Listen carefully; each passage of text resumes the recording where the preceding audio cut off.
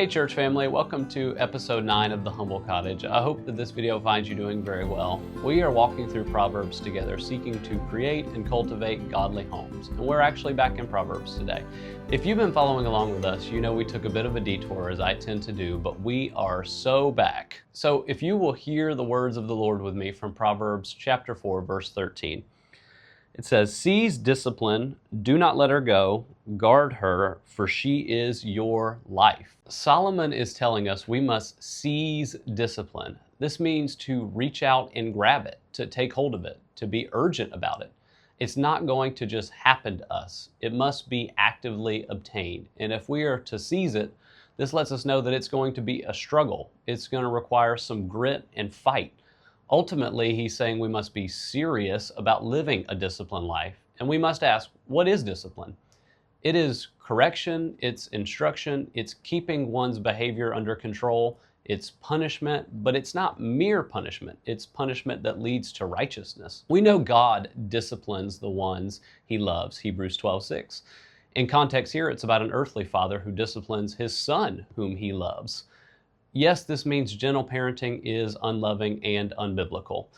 We know also the Bible teaches us to discipline ourselves, or to be self-disciplined, 2 Timothy 1:7. I want to focus on that last application, if I can, of self-discipline or self-control, because in our day I see myself and so many others around me lacking discipline, lacking focus, productivity, and diligence. I think most of us are letting life happen to us instead of making the most of our time we've been given, as Paul says in Ephesians 5:16.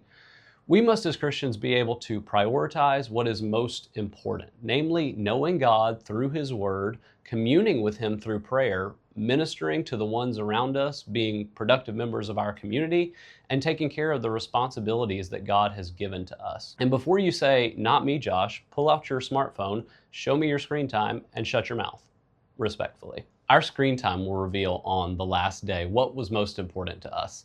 And let me remind you, God sees every video, every article, every TikTok, every search, and every doom scroll that you take part in.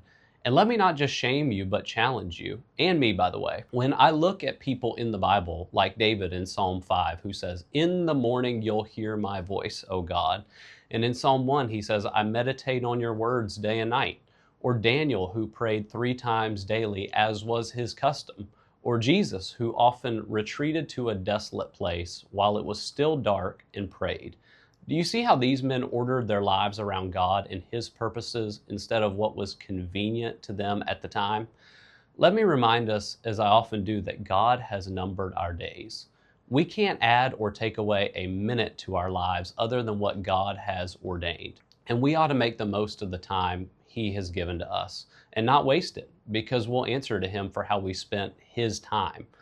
One of my heroes, Jonathan Edwards, when he was a young man, wrote what he called his 70 resolutions. I would recommend them all to you. A lot of them deal with godly time management. I'll just share one with you that I shared with the youth this past Wednesday night. He said, "I am resolved to live with all my might while I do live." This is a great motto for all of us to live by as you seek to make your home a more peaceful, joyful, God-filled place. Let us not just focus on the correction of others, which is so important, but let us focus on controlling ourselves and setting a godly example of discipline. As Proverbs 4:13 says, "For it is our very life." Well, thank you for joining me, and may God bless you.